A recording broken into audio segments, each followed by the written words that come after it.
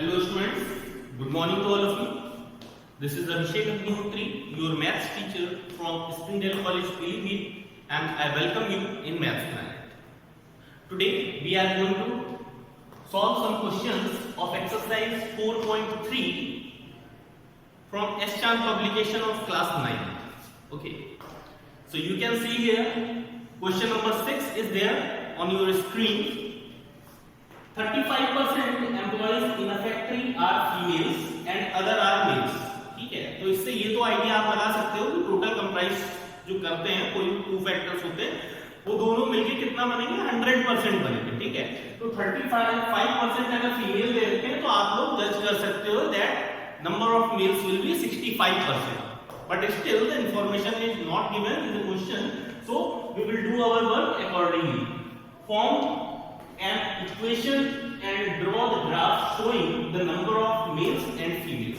So by this information we have to find out the number of males and females through a graph and design and form a linear equation of two variables for the given data. Two variables will be male and female. First, for solving this type of question we can take two variables as let number of females equal to x, number of females equal to x, okay, and number of males equal to y. So these are two variables which we have to, with the help of these two variables you have to form a linear equation of two variables. So how we are going to do this? If we talk about the total number of employees, then we will get from here total employees equal to, तो अगर हम mail और female को add कर दें then we will get total number of employees x plus y. total number of employees कितने हो जाएंगे x plus y. अब हम लोगों को पता है there are 35% employees are female. Okay, तो 35% किसका टोटल नंबर का, इसका मतलब x plus y का 35% क्या होगा फीमेल होगा. Okay, so the given data is in this form: females equal to 35% of total. 35% of total. जब भी परसेंटेज दी होती है तो वो हमेशा किसकी टोटल की दी होती है. ठीक है, तो फीमेल्स हम लोगों ने लेट किया है कितना x and equal to 35% means upon 100 of total is x plus y. Okay, so we can solve this equation and put it in a simple form. x equal to 5 7 का 35, 5 2 का 10, 0. 7 upon 20x plus y. 7 upon 20x plus 7 upon 20y. Okay, अब इसे further जब solve करेंगे तो x वाले term को हम लोग इस साइड लेके आते हैं. x minus 7 upon 20, x minus 7 upon 20x equal to 7 upon 20y. Okay, x यहां पे एलसीएम ले लेंगे. 20x minus 7x equal to 7 upon 20y. 20 minus 7 13 upon 20 x equal to 7 upon 20 y. ओके, 20 से 20 कैंसिल हो जाएगा. Then the equation becomes 13x equal to 7. अब 13 को हम लोग इस साइड राइट साइड लेके जाएंगे तो हम लोग की फाइनल इक्वेशन बनेगी 13 7 upon 13 y.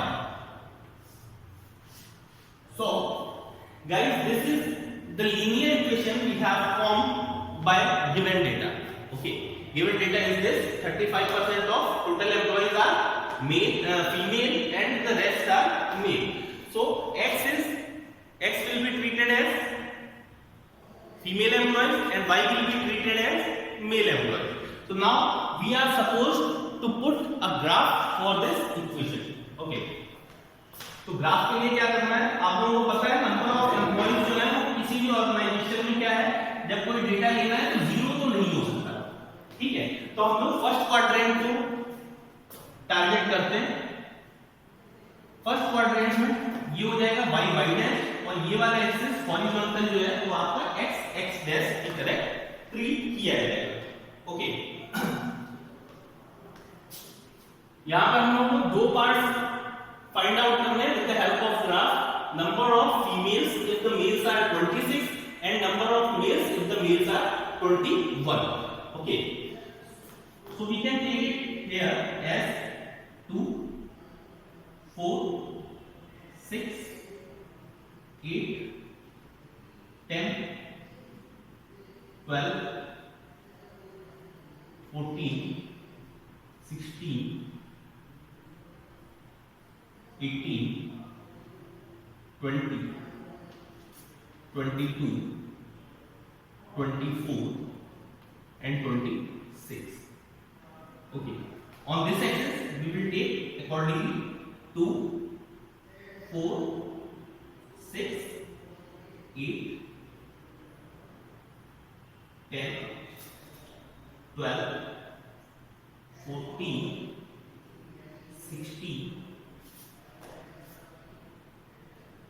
16 के बाद में 18 20 22 24 एंड हियर 26। ठीक है, इस एक्सिस पे हम लोग ले रहे हैं, एक्स एक्सिस पे नंबर ऑफ फीमेल्स और वाई एक्सिस पे क्या ले रहे हैं, नंबर ऑफ मेल्स ले रहे हैं। ठीक है, तो इस इक्वेशन के अकॉर्डिंग हम लोग कोऑर्डिनेट फाइंड आउट कर लेते हैं। टेबल ड्रॉ करेंगे यहां पे,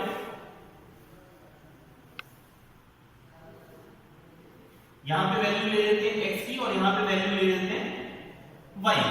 ठीक है, तो y की वैल्यू हम लोग लेट करते जाएंगे और x की वैल्यू हम लोगों की फाइंड आउट होती जाएगी। y की वैल्यू अगर 0 लेट करें देन x की वैल्यू भी 0 आ जाएगी। y is 0 then x will also be 0. Okay, if value of y is taken 39, y will be 39 will be more according to our graph, so we will let the next value, now we will let the value of y equal to 13 जब y की value हम लोग put करेंगे तो 13 से 13 cancel हो जाएगा, x की वैल्यू कितनी आ जाएगी 7। so here are two coordinates we have find out to plot our graph. 0 0 will be at origin point here and 7 13। 7 कहां पे मिलेगा, 6 और 8 के बीच में यहां पे, और 13 कहां पे मिलेगा, 12 और 14 के बीच में। तो यहां से जब परपेंडिकुलर ड्रॉ करते हुए जाते हैं हम लोग, यहां से परपेंडिकुलर ड्रॉ करेंगे और 13 से परपेंडिकुलर ड्रॉ करेंगे, यहां पे ये दोनों इंटरसेक्ट करते हैं, that is our coordinate that we have to represent on the graph. तो रिप्रेजेंटेशन के बाद में इन दोनों पॉइंट को ज्वाइन करते हुए हम लोग एक स्ट्रेट लाइन ड्रॉ कर देते हैं। Okay, so this is graph for your linear equation that is given in the form, this is representing x equal to 7 upon 13 y. Okay, this is graph representing this linear equation of two variables. Now we are moving towards part first, number of females if the males are 26. Mails हम लोगों ने कौन से axis पे लिए, y axis पे। अगर y axis पे मेल 26 है तो हम लोग फीमेल कैसे फाइंड आउट करेंगे, देखिए यहां से 26 पॉइंट से हम लोग एक परपेंडिकुलर ड्रॉ करते हैं जो ग्राफ की लाइन आई है उसके ऊपर। ओके, ग्राफ की लाइन आई है उसके ऊपर परपेंडिकुलर ड्रॉ करते हैं। उसके बाद में what we need to do is, जो जिस पॉइंट पे लाइन ऑफ एक्स एक्सिस जो परपेंडिकुलर लाइन है वो ग्राफ वाली लाइन को कट करती है, वहां से हम लोग एक्स एक्सिस के ऊपर एक परपेंडिकुलर ड्रॉ कर देते हैं। Okay, so this is perpendicular which is intersecting x axis on 14 point. Okay, तो इसका मतलब 26 फीमेल के 26 मेल के अकॉर्डिंग नंबर ऑफ मेल्स 26 दे रखा है, 26 मेल के according corresponding value of female will be 14. So our first answer will be 14. You can write it like this. If 26 male, then there will be 14 female according to this graph. Now we are moving towards second part of this question. Now if you have to find out number of males if females are 21. अब हम लोग को female वाले axis से 21 find out करना है कहां पे, ये रहा, ठीक है। 20 और 22 के बिल्कुल एग्जैक्ट मिड में यहां पे हम लोगों को फीमेल मिल जाएंगे 21 से फिर से हम लोगों को वही करना है, इस तरह से लाइन ड्रॉ करते हुए जाएंगे तो ये यहां कहीं पे इंटरसेक्ट करेगी, ठीक है। तो इसी पॉइंट से हम लोगों को यहां पे वाई एक्सिस के ऊपर परपेंडिकुलर ड्रॉ करना है और यहां पे जो पॉइंट आपको मिलेगा that will be your final answer for second part of question. But I am still telling you what will be the answer for this question will be 39. यहां पे आपका जो पॉइंट आपको मिलेगा वो 39 पॉइंट पे मिलेगा. यहां से 25 21 फीमेल के करस्पॉन्डिंग जो मेल होंगे that number will be 29. You can read out value of x in corresponding to value of y and the value of y corresponding to value of x by reading graph through this method. I hope you are clear with this question. Now we are moving towards our next question, question number 8, because the seventh question is same. The linear equation formed in the seventh question will be same as the previous question number 6. Okay, now we are moving towards 8th question. Look here, you can see on the screen, here is question number 8. A grocer buys 10 eggs for ₹8. मतलब एक shopkeeper जो है वो 10 eggs 8 rupees के cell करता है. It buys, ये खरीदता है, ठीक है. 10 eggs 8 रुपीस के खरीदता है. Set up a linear equation with x representing number of eggs and y representing the total cost. Okay, तो यहां पे हम लोग ग्राफ में क्या करना है ये बाद में डिस्कस करेंगे. First we have to form a linear equation through the given data. Okay, for solution we know that कि जब भी आप किसी ग्रोसरी शॉप पे जाते हो या फिर किसी भी आइटम को परचेज करने जाते हो देन टोटल बिल कैसे फाइंड आउट करते हो. Number of items multiply cost of one item. Okay, एक चीज की जो भी कॉस्ट होती है उसकी मल्टीप्लाई आप नंबर ऑफ आइटम से करवा देते हैं तो टोटल कॉस्ट आ जाती है, ठीक है. तो यहां पे देखते हैं, लेट जो इंफॉर्मेशन गिवन है उसके अकॉर्डिंग x हम लोगों को क्या रिप्रेजेंट कर रहा है, number of x. Let number of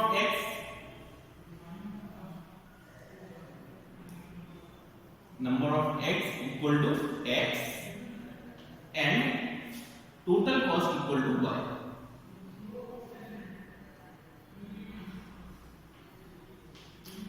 अब हम लोग इन वैल्यूज को कैसे पुट करेंगे इक्वेशन में वो देखेंगे.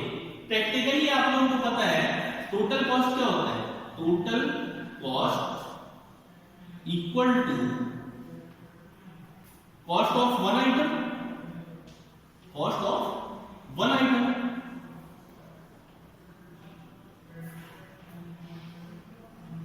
अपॉन, या फिर यहां पे एग की बात हो रही है तो हम लोग एग ले लेंगे. Total of cost of one egg multiply number of eggs. ये तो प्रैक्टिकल सी बात है ना कि जब भी आप कोई चीज परचेस करने जाते हो तो टोटल कॉस्ट कितनी आती है, एक आइटम की cost multiply number of items जो भी आपने परचेस किए. तो यहां से हम लोग देखते हैं टोटल कॉस्ट को हम लोग रिप्रेजेंट करने वाले हैं y से multiply. Cost of one item कैसे निकालेंगे आप, कॉस्ट ऑफ वन आइटम निकालने के लिए आपको ऊपर रखना होता है रुपीस, जितने आपने रुपीस स्पेंड किए। 8 रुपीस आपने स्पेंड किए हैं कितने एक्स लेने के लिए, 10x लेने के लिए। 8 रुपीस 10x लेने के लिए परचेज किए हैं, तो 1x की कॉस्ट कितनी आ जाएगी, 8/10। ओके, और मल्टीप्लाई नंबर ऑफ x कितने आपने ले रखे हैं यहाँ पे x, नंबर ऑफ x आपके x से रिप्रेजेंट किया है। So on solving this equation 2 4 8 2 5 10। Okay, so the final equation becomes y equal to 4/5 x. This is the linear equation which is formed by the given data. First half of the question have been solved here. First half में यही तो करना था, you have to set up a linear equation taking x, number of x and y equal to total cost. तो वो काम हमारा हो गया। अब हम लोग आगे बढ़ते हैं। Now we have to plot a graph from the given equation. इसकी हेल्प से हम लोग को ग्राफ को प्लॉट करना है। आपको पता है जब भी आप कोई आइटम परचेज करने जाते हैं तो टोटल बिल ना तो जीरो होता है और ना ही क्या, जीरो तो हो सकता है अगर आप कुछ भी परचेज ना करें, लेकिन माइनस में बिल कभी नहीं होता है। ठीक है, तो हम लोग को ग्राफ में फर्स्ट क्वाड्रेंट की जरूरत पड़ेगी। ठीक है, ग्राफ में फर्स्ट क्वाड्रेंट की जरूरत पड़ेगी क्योंकि नंबर ऑफ आइटम्स भी आप पॉजिटिव में ही लेंगे और बिल भी आपका पॉजिटिव में ही आएगा। ठीक है, तो यहाँ पे देखते हैं let the number of X are on the X axis. तो यहाँ पे एक्स एक्सिस के करस्पॉन्डिंग लिख देते हैं हम लोग number of X, number of X, और वाई एक्सिस के करस्पॉन्डिंग क्या है, total cost, total cost. We have taken 1 centimetre equal to 2 units. 1 centimetre का जो आपका ग्राफ का ब्लॉक होता है that we have taken equal to 2 units, मतलब नंबर ऑफ एक्स कितने 2 4 6 8। ठीक है, now we have to find out the coordinates that we are going to represent on the graph. This is a table for finding out coordinates. You try to find out coordinates, after that we will start. I'm giving you some time for finding out the values from the given equation. Okay, we will let the value of x one by one, and after that we will find out that what solutions can be got from here. यहां पर हम लोग x की value पहले 5 ले लेंगे। x की value अगर 5 ले लेंगे देन 5 से 5 कैंसिल हो जाएगा, x के प्लेस पे 5 आ जाएगा, 5 से 5 cancel and y equal to क्या मिल जाएगा 4। This is our first coordinate, first coordinate 5 4। Okay, now we can take x equal to 10। 10 के केस में 5 2 the 10 and 2 4 the 8. So value of y will be 8. So there are two coordinates we have find out, and we require minimum 2 points which we have to represent for a linear equation on graph. Graph paper पे represent करने के लिए कम से कम हमें 2 point चाहिए होते हैं। उसके बाद में आप 3 4 5 जितने भी पॉइंट फाइंड आउट करना चाहें कर सकते हैं, but minimum 2 points are required for representing a linear equation on graph paper. तो क्या करना होगा, देखिए 4 5 को कैसे रिप्रेजेंट करेंगे। 4 यहाँ पे आ रहा है x एक्सिस पे, यहाँ से एक परपेंडिकुलर ड्रॉ करेंगे, और 5 हम लोगों को कहाँ मिलेगा 4 और 6 के मिड में, तो यहाँ से एक परपेंडिकुलर ड्रॉ करता हुआ आएगा और 4 से यहाँ से आएगा। ये जो पॉइंट है, point of intersection, that is the representation of 4 and 5. Okay, now sorry, it's mistaken here. Coordinates are always represented in the sequence. First we will take the value on x axis, then second value will be taken on y axis. x axis की value हमारी 5 है, तो 5 जो है वो 4 और 6 के mid में यहाँ पे आएगी, और 4 जो है वो हम लोगों का यहाँ पे आएगा। Okay, so this is the point where first coordinate will be represented. Second is 10, 8. x axis पे 10 देखते हैं कहां मिलेगा, 10 यहां मिलता है, और 8 कहां पे मिल रहा है, y एक्सिस पे। y एक्सिस पे 8 हम लोगों को मिल रहा है यहां पे। Okay, so this is point of intersection.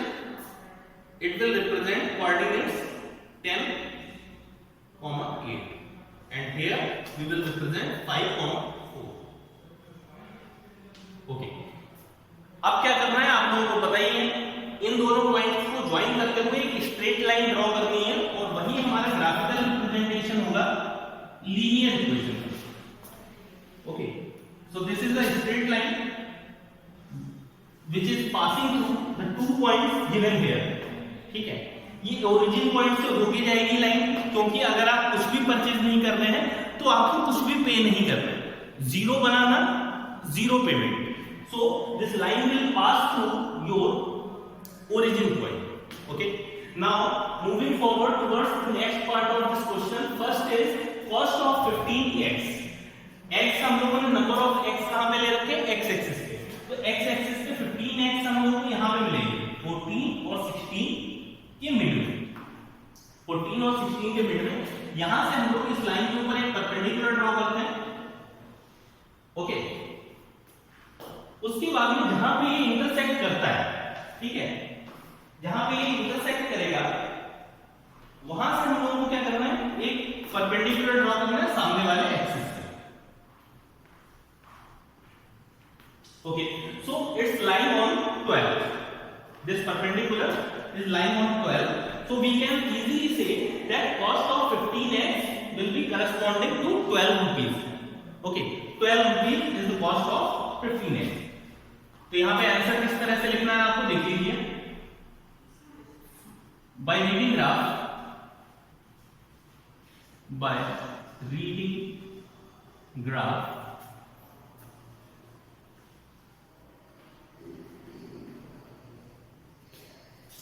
cost of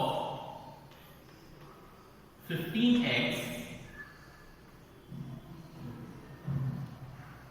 is rupees 12. Okay, तो यहां से आपको 15x की कॉस्ट मिल रही है 12 रुपीज. इसी तरह से सेकेंड पार्ट की बात करें तो number of x for rupees 16. अब क्या हम लोगों को 16 क्या लेना है, रुपीज वाले एक्सिस पे लेना है. तो 16 रुपीज आप लोग देख सकते हैं कहां पे मिल रहा है हम लोगों को, ये यहां. तो 16 के सामने परपेंडिकुलर ड्रॉ कर देते हैं इसी लाइन के ऊपर, और number of x find out करने. तो नंबर ऑफ x जो इसके सामने हम लोग परपेंडिकुलर ड्रॉ करेंगे that will lie here on 20. Okay, so coordinate will be 20, 16 and here coordinates will be 15, 12. तो यहां से हम लोगों को पता चल रहा है 16 रुपीस में 20x मिलेंगे और 12 रुपीस में 15x मिलेंगे. So we have found out two results of this question which we were supposed to calculate from the given graph. I hope you are clear with these type of questions and you can do as much sums as you want to do with the same concept. And the remaining question of this exercise you have to do in your homework. Okay, if you find any type of difficulty, any type of problem, if you have any kind of query, then you can put it in comment box. Till then, take care. Thank you.